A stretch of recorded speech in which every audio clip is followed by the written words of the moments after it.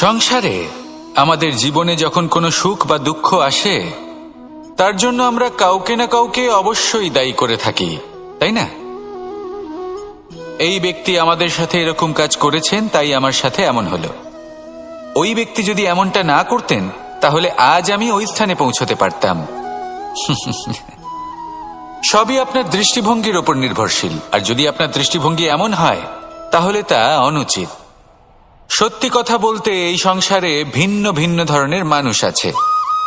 এটা আপনার উপর নির্ভর করছে কিভাবে তাদের স্বাগত জানাবেন। একবার ভাবুন, আমি আমার দুটো হাত সামনে নিয়ে এলাম, দুটো মুঠো খুলে দিলাম। দুই প্রকারের মানুষ আসবেন, কিছু না কিছু দিয়ে যাবেন। এই মুঠো যদি আমি বন্ধ করে দিই, তাহলে না কেউ আমাকে কিছু দিতে পারবে, না আমার কিছু যাবে আসবে। নিশ্চয়ই বুঝতে পারছেন এই দুই ধরনের ব্যক্তি কারা এবং তারা কি দিয়ে যান।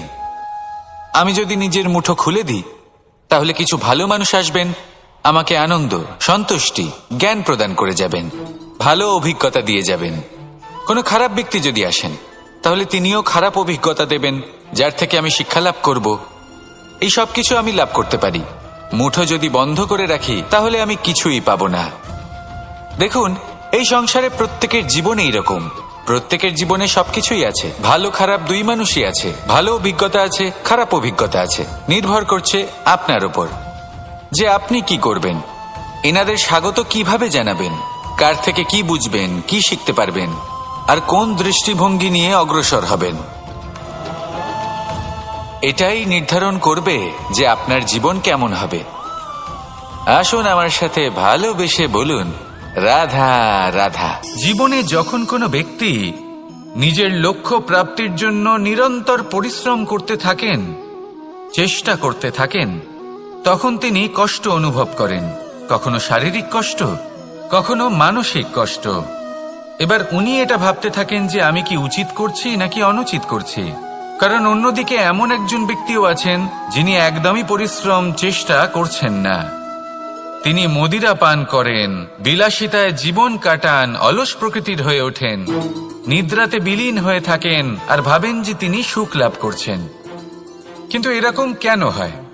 কারণ যখন আমরা সৎ পথে থাকি, উচিত পথে চলি, লক্ষ্য প্রাপ্ত করার জন্য চেষ্টা করতে থাকি, তখন আমাদের ভেতরে থাকা নেতিবাচক শক্তি এবং পাপ এই দেহকে ত্যাগ করে দেয়। আর এই অনুভূতিটাই আমাদের দুঃখের অনুভূতি দেয়, কষ্ট দেয়। এবার সেখানে যদি আমরা কুপথে চলি, অনুচিত পথে চলতে থাকি, তাহলে আমাদের ভেতরে থাকা পুণ্য এবং ধনাত্মক শক্তি আমাদের দেহ ত্যাগ করে দেয়। আর এই অনুভূতির কারণেই আমরা সুখ অনুভব করি। কিন্তু কখনো ভাববেন যে এই সুখ বেশি সময় পর্যন্ত থাকে না। সেই জন্য সবসময় মনে রাখবেন, যদি আপনি জানেন যে এটাই আপনার লক্ষ্য, এটাই উচিত পথ, শুভ পথ, তাতে নিরন্তরভাবে এগিয়ে যেতে চেষ্টা করতে থাকুন। এই কষ্ট আপনাকে সুখের পরাকাষ্ঠায় কখন পৌঁছে দেবে তা আপনি জানতেই পারবেন না। আসুন আমার সাথে ভালোবেসে বলুন, রাধা রাধা। প্রত্যেক মানুষ নিজের জীবনে হীরক তথা হীরে এবং দর্পণ এই দুই দেখেছেন। এই দুই হলো সাদা এবং এরা দুজনেই আলোর প্রতিফলন ঘটায় এবং এরা দুজনেই উজ্জ্বল হয়ে ওঠে। আপনি হয়তো মনে মনে ভাবছেন যে এটা কি ধরনের তুলনা করছি। একটা হীরে তো রত্ন, তার মূল্য দর্পণের থেকে অনেক গুণ বেশি। কিন্তু হীরে থাকাতে দর্পণের মূল্য কিন্তু কোনো অংশে কমে যায় না, তাই না? মানুষ যখন হীরে নিজের হাতে নেয়, তখন সবার আগে কি খোঁজে? দর্পণ, যাতে তার মধ্যে দিয়ে দেখে সে বুঝতে পারে যে সেই হীরে আদৌ তার শোভাবর্ধন করছে কিনা, তাকে ভালো দেখাচ্ছে কিনা, প্রসাধনের জন্য সেটা ব্যবহার করা ঠিক হবে কিনা। অর্থাৎ হীরের উপস্থিতিতে দর্পণের গুরুত্ব কম হলো না। দর্পণের কারণে হীরের মূল্য বোঝা গেল। আমাদের জীবনেও ঠিক এরকমই ঘটে। আপনারা যদি সংসারে নিজের আশেপাশে দেখেন, এমন অনেক মানুষ দেখতে পাবেন যারা নিজেদের ক্ষেত্রে মহান স্থানে পৌঁছেছেন, নিপুণ এবং শ্রেষ্ঠ হয়েছেন। আর তাদের মধ্যে আপনার নিজের মনে হয় যেন আপনি হলেন দর্পণ। নিজেকে ছোট মনে করবেন না। আপনার মূল্য কম হচ্ছে না, আপনার নিজস্ব মূল্য আছে। আর যদি আপনার অস্তিত্ব না থাকে তাহলে ওনাদের অস্তিত্বের মূল্য সংসার বুঝতেই পারবে না। জীবনে সবসময় চেষ্টা করবেন যাতে আপনি আরো বেশি শ্রেষ্ঠ হয়ে উঠতে পারেন। আপনি নিজে যে স্থানে আছেন সেটাকে ছোট মনে করবেন না, তারও নিজস্ব একটা মূল্য আছে। যদি আপনি হিরে হয়ে থাকেন তাহলে অহংকার করবেন না, যদি আপনি দর্পণ হয়ে থাকেন তাহলে নিজেকে ছোট মনে করবেন না। আসুন আর আমার সাথে ভালোবেসে বলুন, রাধা রাধা। মানুষ জন্মগ্রহণ করে, তার সাথে ভয়েরও জন্ম হয়। ছোটবেলা থেকেই আমাদের মনে কোনো না কোনো প্রকারের ভয় থেকেই যায়। কেউ এই বিষয়ে ভয় পায় যে তার কোনো বস্তু তার থেকে দূরে চলে যাবে, কেউ এই বিষয়ে ভয় পায় যে আমি নিজেকে হারিয়ে ফেলব, কেউ এই ভেবে ভয় পায় যে আমার প্রিয়জনেরা তারা যেন আমার থেকে দূরে না চলে যায়, কেউ এই ভেবে ভয় পায় যে আমরা যেন পথ না হারিয়ে ফেলি, আদি ইত্যাদি। কিন্তু সত্যি কথা বলতে ভেবে দেখুন, এই ভয় বাস্তবে কি? শুধুই একটা মনস্থিতি, আর কিছুই নয়। যা কিছু আপনি জীবনে পেয়েছেন তা একদিন আপনাকে হারাতে হবে। এই জীবন হলো আপনারই, কিন্তু তাও একদিন সমাপ্ত হবে। তাই ভয় পেয়ে কি লাভ? এই ভয় শুধু আপনাকে জীবন যাপন করা থেকে বাধা দিচ্ছে, আর কিচ্ছু নয়। পথ হারিয়ে ফেললেই বুঝতে পারবেন যে নতুন পথ কিভাবে বানাতে হয়। কিছু মানুষকে জীবন থেকে হারালে তবেই আপনি বুঝবেন যে আপনার আপনজনকে। এই ভয়ের কারণে ভীত হয়ে থাকবেন না। এই তারা নক্ষত্র অন্ধকারের অভাবে গুরুত্ব হারায়। শিবকেও মহাদেব হওয়ার জন্য বিষপান করতে হয়েছিল।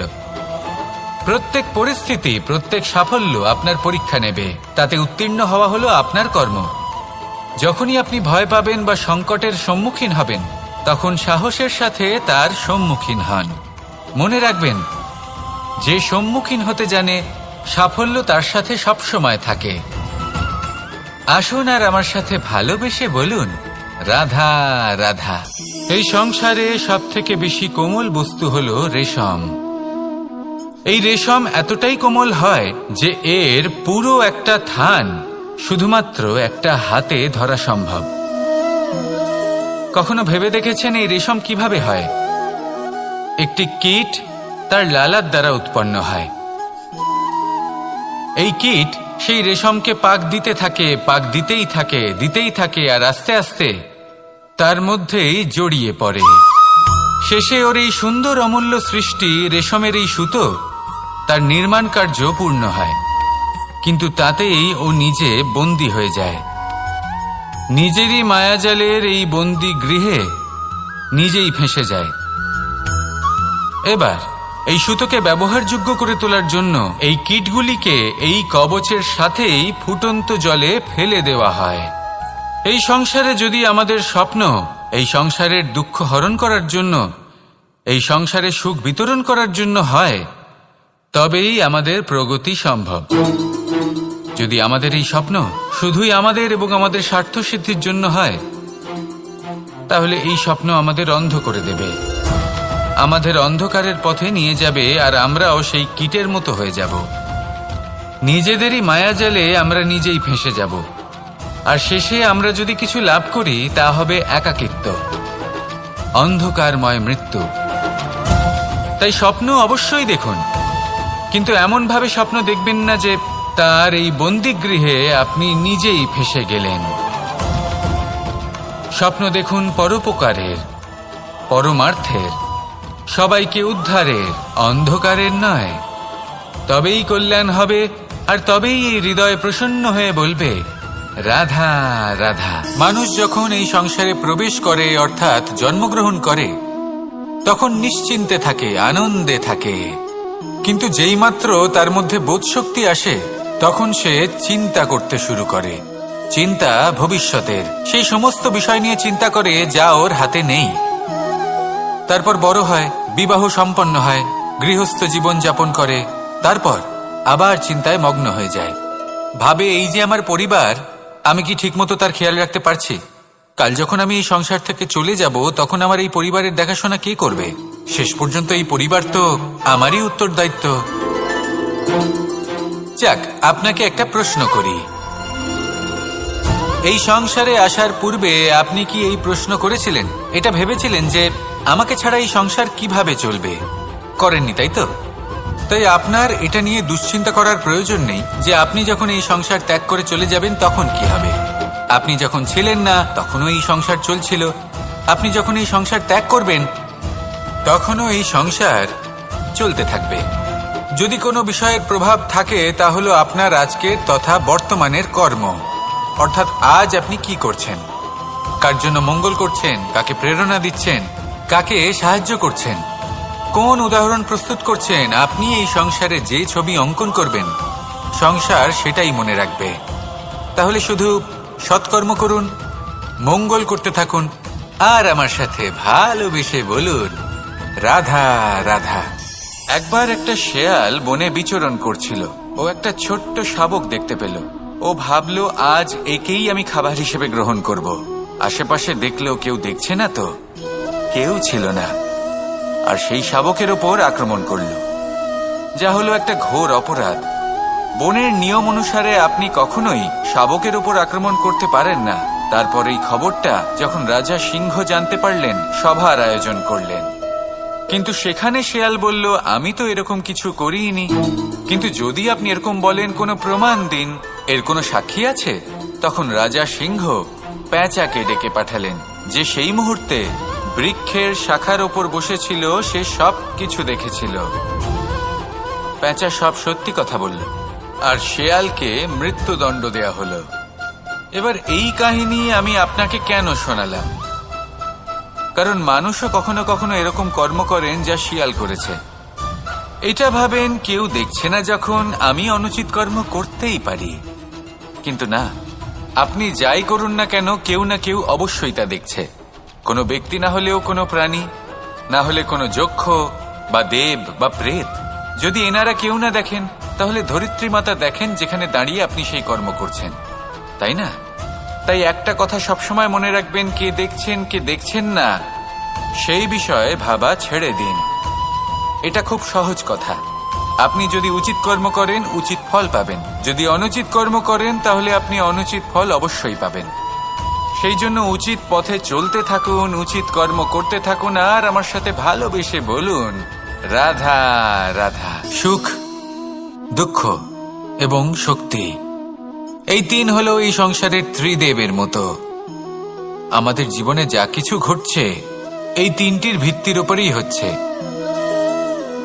আসলে এই সংসারের একটা নিয়ম আছে, যখনই আপনি কিছু লাভ করেন, এই সংসার আপনার পরীক্ষা নেয়। এটা জানার জন্য আপনার পরীক্ষা নেয় যে আপনি যা কিছুই লাভ করেছেন, আপনি কি আদৌ সেটার যোগ্য কি না। ঠিক সেইভাবেই এই সুখ, দুঃখ এবং শক্তি আপনার পরীক্ষা নিয়ে থাকে। যখন সুখ আসে, তখন সে আপনার পরীক্ষা নেয় যে আপনার মধ্যে অহংবোধ জাগ্রত হয়নি তো। যদি অহংবোধ চলে আসে, তাহলে সুখ সেখানেই সঙ্গ ত্যাগ করে। দুঃখ আপনার ধৈর্যের পরীক্ষা নিতে থাকে, আর যদি আপনার মধ্যে ধৈর্য না থাকে, তাহলে এটা আপনাকে আরো বেশি দুঃখের গভীর অন্ধকারে ঠেলে দেবে। সেখানে শক্তি পরীক্ষা নেয় আপনার বিনম্রতার। যদি আপনি বিনম্র না হন, তাহলে হয় এই শক্তি আপনার সঙ্গ ত্যাগ করবে, নয় এই শক্তি বিনম্রতার অভাবে আপনার পতনের কারণ হতে পারে। এই সংসারে যে কোনো ব্যক্তি যিনি এই পরীক্ষায় উত্তীর্ণ হয়ে থাকেন, এই জীবনে তিনি সাফল্য লাভ করেন। আসুন আমার সাথে ভালোবেসে বলুন রাধা রাধা। আমি মনুষ্যরূপে জন্ম নিয়েছি এবং সমস্ত কর্ম এই রূপেই করেছি। কিন্তু আশ্চর্যের বিষয় হলো যে আজও মানুষ আসেন এবং হাত জোড় করে প্রার্থনা করেন যেন আমি ওনাদের সহায়তা করি।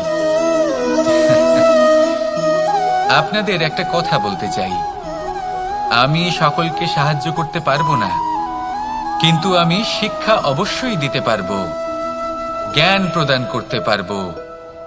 এমন কিছু জ্ঞান যার ভিত্তিতে মানুষ যা চাইবেন তাই লাভ করতে পারবেন, যদি সঠিক কর্ম করতে থাকেন। যখন কংসের অসুররা গোকুলে ধ্বংসলীলা চালাচ্ছিলেন তখন আমি কারোর থেকে সাহায্য চাইনি। আমি দাঁড়িয়ে স্বপ্ন আছে, যা লক্ষ্য আছে, আপনি অবশ্যই লাভ করবেন। আর এই মন সুপ্রসন্ন হয়ে বলবে, রাধা রাধা। ভোজন এই সংসারে যেই হোক না কেন, কোনো মানুষ হোক, কোনো প্রাণী হোক, কোনো কীট হোক বা কোনো বনস্পতি হোক, প্রত্যেকের জন্য ভোজন অতি আবশ্যক। কারণ ভোজন থেকেই শক্তি পাওয়া যায়, আর সেই শক্তি দিয়েই সংসারের, আমাদের জীবনের সমস্ত কার্য করা যায়। এবার এমন এক ধরনের শক্তি হয় যা শীতের ঋতুতে সূর্য থেকে আমরা পেয়ে থাকি, আর আরেক ধরনের উত্তাপ হয় যা দিয়ে ভোজন রান্না করা হয়, সুস্বাদু নানান ধরনের ভোজন। এবার অত্যন্ত গুরুত্বপূর্ণ হল যে ব্যক্তি সেই ভোজন বানাচ্ছেন তার মানসিক পরিস্থিতি এবং সেই ব্যক্তি যিনি ভোজন গ্রহণ করছেন তার মানসিক অবস্থা। যখনই আপনি ভোজন বানাচ্ছেন তখন ভালোবাসার সাথে কাজটা করুন, ধন্যাত্মক ভাব নিয়ে, সৎ ভাবনার সাথে। কারণ আপনার এই মানসিক স্থিতি শক্তির আকারে সেই খাদ্যের সাথে মিলেমিশে যায়।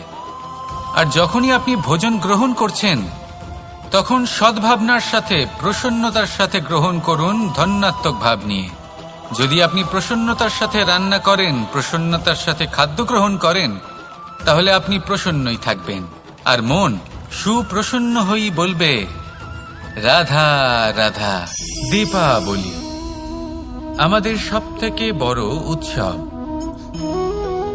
শ্রীরাম রাবণকে পরাস্ত করে 14 বছরের বনবাস কাটিয়ে আবার অযোধ্যায় ফিরে এলেন অমাবস্যার রাত্রে। অযোধ্যায় সবাই খুব প্রসন্ন ছিলেন, খুবই উৎসাহিত ছিলেন। অযোধ্যায় সহস্র প্রদীপ প্রজ্বলিত করা হয়েছিল এই উৎসবে। একে আমরা দীপাবলি বলে থাকি। এবার এই বিষয়ে আমরা সকলে জানি। আপনি কি এটা জানেন যে শ্রীরাম বাস্তবে অমাবস্যার এক রাত আগেই অযোধ্যায় পৌঁছে গেছিলেন? সবার সামনে অমাবস্যার রাতে এসেছিলেন। এর কারণ কি? শ্রীরাম প্রমাণ করতে চেয়েছিলেন যে যে কোনো সময়, দিন হোক বা রাত, শুভ বা অশুভ হয় না। শুভ অশুভ কিছু থাকলে তা হলো মানুষের চিন্তা, তার ভাবনা, তার নির্বাচন আর তার কর্ম। নিজেই দেখে নিন, শ্রীরাম শুভ কাজ করে ফিরেছিলেন এবং অমাবস্যার মতো গভীর এক রাত্রিকেও দীপাবলিতে পরিবর্তিত করেছিলেন। এমনটাই যদি আমরা করতে পারি, তাহলে এমন কোন গৃহে যান যেখানে অসহায় ব্যক্তি রয়েছেন, যা অন্ধকারাচ্ছন্ন, আর সেখানে প্রকাশ প্রজ্বলিত করুন। প্রকাশ সহায়তার, প্রেরণার, আশার। যদি এমন কিছু আমরা করতে পারি তাহলে তাকে প্রকৃত অর্থে দীপাবলি বলা যেতে পারে। তাহলে নিজের পরিবারের সাথে দীপাবলি পালন করুন। আপনাদের শুভেচ্ছা জানাই। আসুন আর আমার সাথে ভালোবেসে বলুন, রাধা রাধা। এই শুকনো পাতাটিকে দেখুন, নিষ্প্রাণ হয়ে পড়েছে। কোনো একটা সময় এই পাতাটি একটা গাছের ডালে ছিল। সেই গাছ ওর লালন পালন করত। যখন যখন বাতাস বইত, এই পাতায় কম্পন দেখা দিত, মনকে প্রফুল্ল করে তুলত। কোনো একদিন এই পাতা গাছের ডাল থেকে ঝরে পড়ে গেল। নিঃসন্দেহে ও নিজের স্বাধীনতা পেল, কিন্তু আস্তে আস্তে শুকিয়ে গেল, নিষ্প্রাণ হয়ে গেল। দেখুন, আমি এই কথা বলছি না যে স্বাধীনতা অনুচিত, কখনোই না। কিন্তু যে কোনো পরিস্থিতিতে স্বাধীন হতে চাওয়া এটা নিশ্চিতরূপে অনুচিত। আমরা যদি আমাদের জীবনে পরিবারের গুরুত্ব ভেবে দেখি, তাহলে এই পরিবারে যতই মতভেদ থাকুক না কেন, যতই মনোমালিন্য থাকুক না কেন, যতই বিবাদ থাকুক না কেন, এই সব মিটিয়ে নেওয়া অত্যন্ত প্রয়োজনীয়। সেই সবকিছু সমাপ্ত করা অত্যন্ত প্রয়োজনীয়। কখনো এই পরিবারকে ভাঙতে দেবেন না, কখনো এই পরিবার থেকে দূরে চলে যাবেন না। এই পরিবার হলো আমাদের জীবনের একটা অমূল্য সম্পদ, অমূল্য এক আশ্রয়, যা এই সংসারে হয়তো কোথাও আপনি পাবেন না। তাই একে আগলে রাখুন। ভেবে নিন, আপনি পাতা আর আপনার পরিবার সেই গাছ। আসুন আমার সাথে ভালোবেসে বলুন রাধা।